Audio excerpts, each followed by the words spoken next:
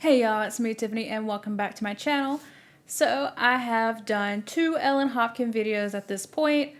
I think I've talked about 3 of her books on this channel altogether. So if this is the first time you've been to my channel, I'm just going to say this here and then we can get into the book.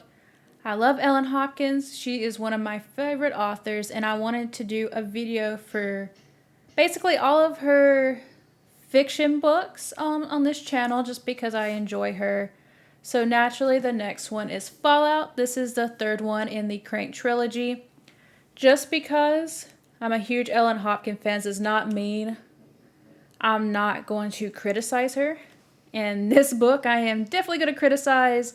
This book is about drugs. If that stuff triggers you, this whole trilogy is about drugs. The second one has child abuse in it. All 3 mention sexual assault and rape. So if any of those things bother you, this may not be the series for you. So saying that, let's jump into it. I am going to read the first page before we start. We hear that life was good before she met the monster. But those page flips went down before our collective cognition. Christina wrote that chapter of her history before we were whispers in her womb. The monster shaped our lives without ever touching it. Read this if you dare. This memoir isn't pretty. I read the first page because I do with the rest, and it's the only page that is not in a point of view of one of her children. There are 3 kids with a point of view in this novel named Hunter, Autumn, and Summer. And I guess that's just supposed to be all 3. So I did not hide this when I talked about Crank and Glass.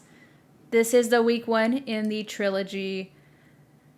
I do think it's important to read because it shows the effects of like children when a mother is like on meth and stuff. And this is just 3 stories of it because they do live 3 drastically different lives.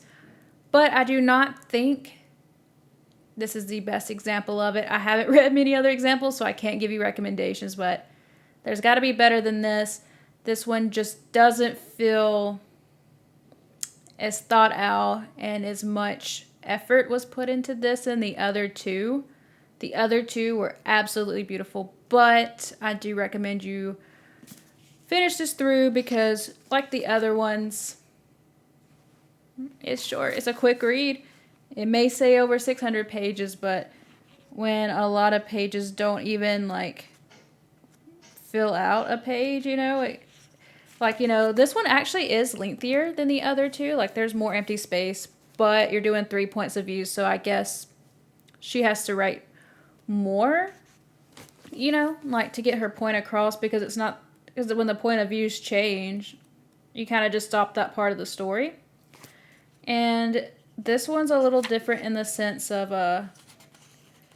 there are like journal entry, well, not journal entries, it's like newspaper articles. Sorry, I'm looking down. I'm trying to get to it. Yeah, I can't find it. I'm not gonna look forever. But yeah, there's like little like newspaper clippings and stuff to give it. And, you know, I like the idea of that. She's done other books with multiple points of view. One of them was one of her newest ones, Closer to Nowhere. I think she does so much better than that. I'm not sure if she wanted to write this or not. I haven't looked into that. So this is 19 years after Christina tries crystal meth. And Hunter, Autumn, and Summer are 3 siblings. All the thing they got in common is their mother, Christina. They have different dads. They live in different houses, different areas. They have completely different lives, but the thing in common is their life has definitely been shaped by crystal meth because of their mother. Hunter is the son of Brendan, which we remember in the first book. He's the one who assaulted Christina. Ugh. He is a radio host. He is the oldest. He lives with Christina's parents. He has a girlfriend, but he has issues with, he has commitment issues, honestly. Then there is Summer, who is the child that goes from foster care to foster care and constantly moving around. Then there is Autumn, who was raised by her paternal grandfather and aunt, and her life shatters when her aunt moves out and gets married, and she has OCD. 3 different outcomes. There's a million outcomes when when children come involved and the biological parents cannot take care of them. I think Hunter's was done the best, and not just because we know him better through the other two books, but his felt also more different than the other two. I thought Autumn and Summer felt a little too similar, and that's kind of like where I like that part at. Like, honestly, there was too many loose ends, and if you're going to do multiple points of view, they got to feel different instead of just like the same voice telling different stories. Like, it just felt like one person told three different people's stories and pretending to be three different people, and that kind of killed it. Like, this had so much great potential. But yeah, that is a major flaw in this. And also, I felt like we didn't get into the psyche as much, and it wasn't as deep as it should be for what kind of story this is supposed to be.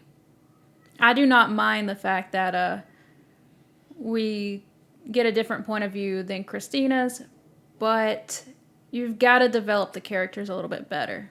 Of course, when we start talking about drugs, my little maniac here, who's always hyper and getting into things, has to start crying and wanting all the attention. So, another issue I have with this is I think it cared too much about romances between, like, their girlfriend or boyfriends or their ex or whatever. Which, I mean, they're teenagers. They're going to have, well, not every teenager has, but a lot of teenagers, you know, they experiment with a love department and relationships.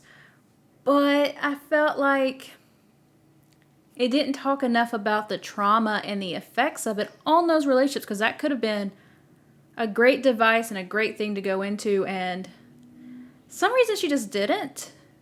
And that's tragic, you know? One thing I disliked about this book is it felt like there was too many, like, loose ends. Like, we don't even talk about, like, the pregnancy or, you know, like, their meeting. Like, why? What was the point? Okay, so another thing I really hate about this book is the ending felt too rushed. There was too many loose ends, and I think a lot of stuff was just there just to shock the reader, or that's how it felt. Which, talking about these topics, you shouldn't have to do that, right? And yeah, like, we don't talk about, like, Autumn's pregnancy or the kids even really meeting. And it's just, there's just too much, and it just felt like a soap opera whiplash ending, like when a TV show gets canceled at the last second.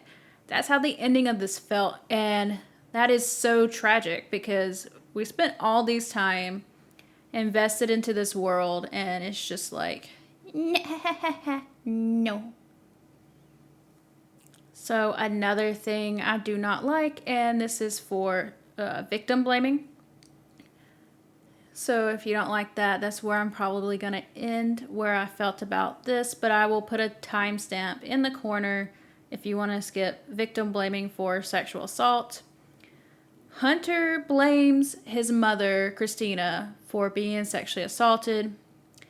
You know, he figures out who his father is, and he is a product of that sexual assault, which that's going to flood in a lot of trauma on its own. But he blames her for that and abuse for not choosing the right guy. And yes, she's on drugs. Yes, she made the choice to be on those drugs.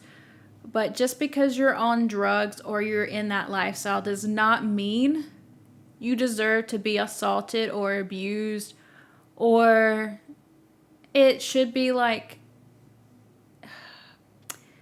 it shouldn't be like, well, you did that stuff, so yeah, it might be sad, but it's your fault. Like, we don't do that here. We do not do that here. We do not approve of that. And I just, why was that in there? And the fact that, like, it seemed like Christina was in the wrong to be offended because she got victim blamed. And I know victim blaming really happens, and I think it's in here because that is a real thing. But it never addresses, like, that is wrong. That's, like, you shouldn't do that. You know, it's just kind of like Hunter is seen as kind of like as one of the heroes, but yet he victim blames. I do not like that. That annoyed me. And yeah, that kind of made me like hate Hunter so much. And you know, he's not going to be perfect. He is going to be flawed. He's going to have issues, but was that really, really that necessary? I really don't think so. Okay, so that's not where I'm ending it on, but I also want to talk about like Christina and Trey, or Bree and Trey, whatever you want to call her. I saw like a lot of people are mad that, they're still on and off or whatever the heck they're doing. I think that's realistic.